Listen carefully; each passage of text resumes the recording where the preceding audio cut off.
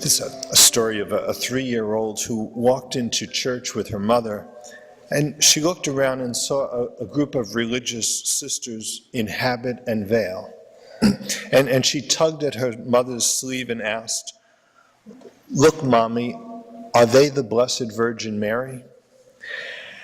Well, women religious are an image of Mary, and Mary is an image of the church. Okay.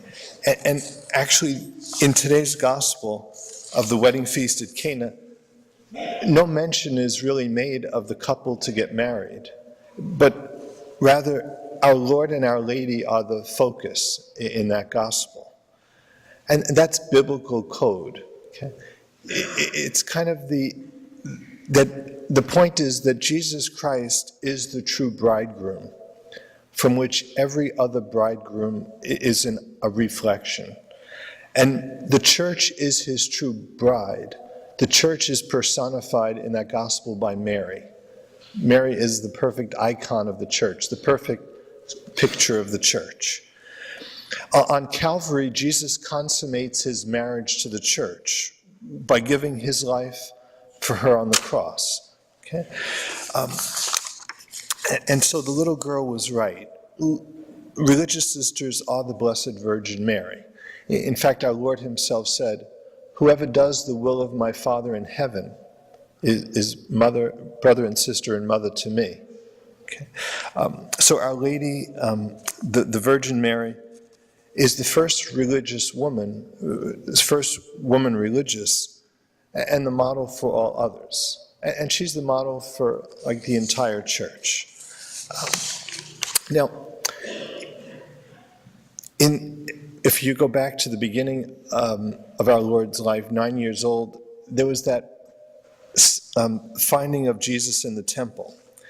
And when Mary and Joseph find Jesus in the temple, our Lord tells them that he had to be about his Father's business. And Mary took these words and pondered them in her heart. Now at Cana, it's Mary who takes the initiative. Okay? She takes the initiative in helping our Lord fulfill his mission from the Father. She initiates his public ministry. They have no wine. Okay? And do whatever he tells you, are her words. Okay? And so our Lord says, "My hour has not yet come." But at Mary's prompting, his public ministry begins with his first public miracle. Okay? And that points to the role of Mary in the church now.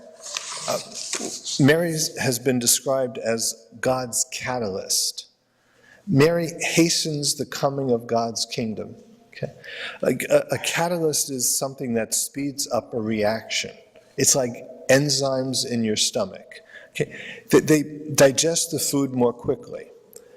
Ultimately, the food would break down, but it would take months or years.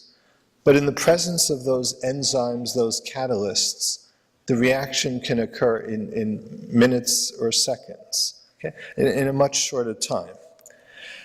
And God's will is the reaction for which Mary is the catalyst. At Mary's intercession, God's will flourishes. God's kingdom is hastened, his coming. Like we say, in that gospel, our Lord's words to Mary are, "My hour has not yet come." The miracle cannot take place. But in the chemistry of spirituality, at Mary's intercession, the catalyst is present and the miracle does take place.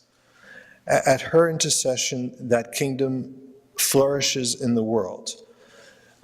Mary does not alter God's will any more than a catalyst alters a chemical reaction. Rather, God wills that the catalyst Mary be present so that this process might be hastened, accomplished more quickly. And Mary herself remains unchanged. At Nazareth, on Calvary, in heaven, Mary's autobiography is, "Be it done unto me according to your word."